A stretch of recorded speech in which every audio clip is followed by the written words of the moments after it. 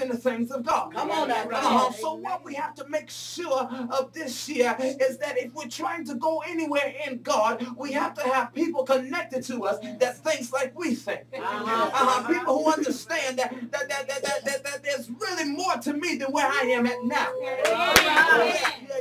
You need people in your life who understands, yes, it might be good right here, but there are greater things that God has.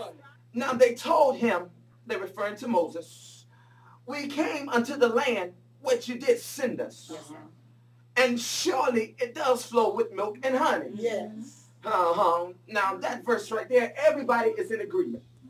Come on. That verse right there, everybody has the same mindset. That surely it is flowing with milk and honey. But the very next verse, verse number 28 says, nevertheless. Last night we found out that nevertheless just means whatever I just said, forget about it. Nevertheless, the people be strong that dwell there in the land. In other words, the promise is there, but we're not able to go and get it. Come on now, come on. So that's why we got to have people around us that's positive. We got to have people around us that has the same mindset as we do. Because if we have people around us that always sees the negative, they just saw the promised land, but they came back and said we're not able to go and get it.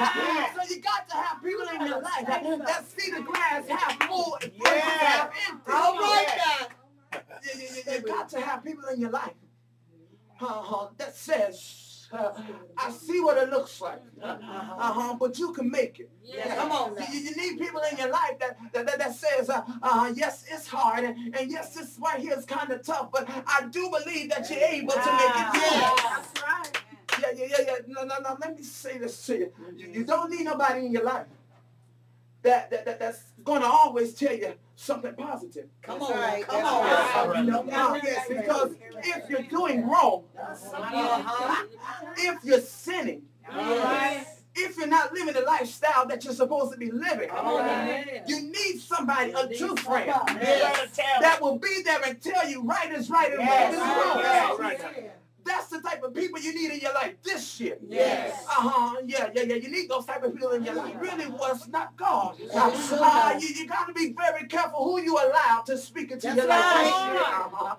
You can't let everybody say what thus said the Lord to you this year.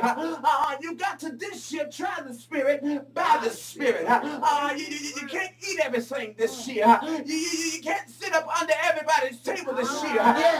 Because that's a distraction from the enemy. You've got to be very careful what it is that you receive in your spirit on this year. My God. Glory. Oh God, because the enemy, yes, he was trying to put some things inside of you that is going to hinder the work of God. The enemy will try to put things in your mind that will hinder you from moving in the things of God. The enemy will send things your way that will try to hinder you from doing what it is that God said you are to do. But you have to make up in your mind. You can say what you want to say, but I'm going to believe what God said. You can do what you want to do, but I know what God told me to do, and if God told me to cut you off, that's what I'm going to do, because what I got to do this year is make sure that I don't let nobody talk me out of what it is that God has for me. What I want to also let you know is that words build fear. You have to make sure that you have your focus on the right thing. They went to spy out the land, and they did, but they lost focus on what the promise was.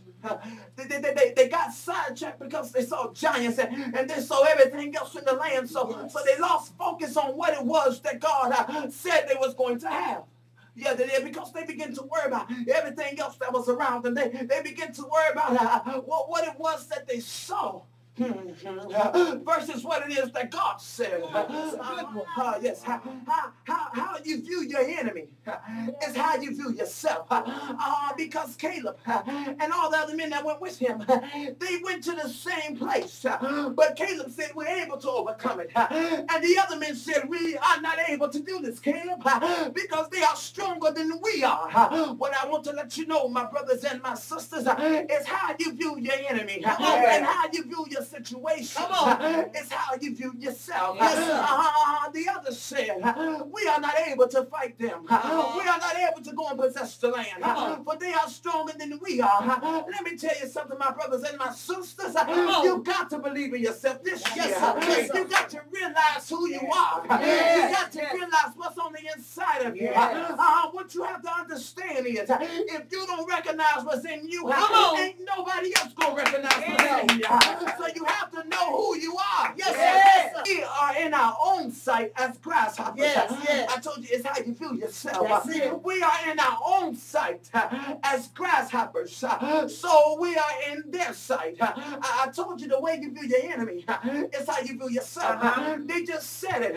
We are grasshoppers in our own sight. So that's how we are to them.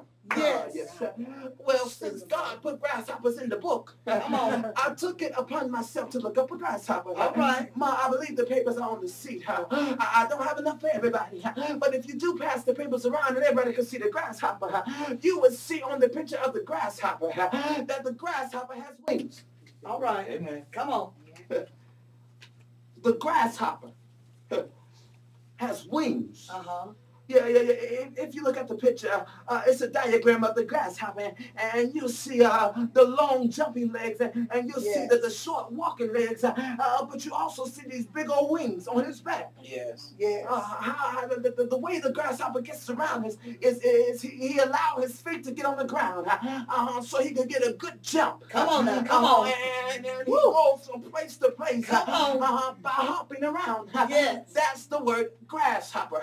You'll find him in the grass, hopping from one place to another. But why does the grasshoppers hop if they have wings? I don't understand why it is that God will give the grasshopper wings and the grasshopper is just hopping. Well, let me tell you something, my brothers and my sisters. There are some of you in here that is equipped without the ability. You are equipped, but you don't know how to use what you got. You don't understand what's on the inside of you. You got wings. So why are you hopping around? You have the power to go possess the land. So why are you just walking around? You have the power to get what God has for you.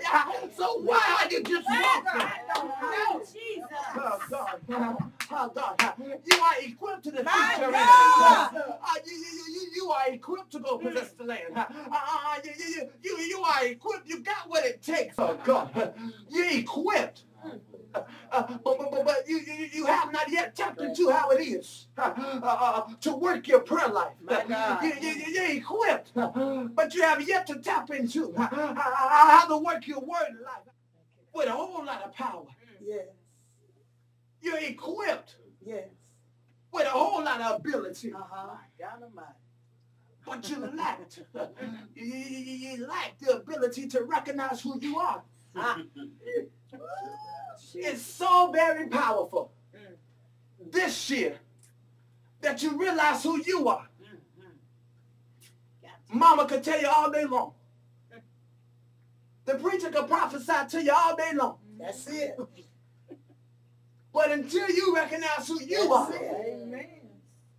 you're never going to be able to do what it is that God called you to do. You're going to allow the enemy to talk you out of what God has for you. But you have to make up in your mind. I don't care, come hell or high water.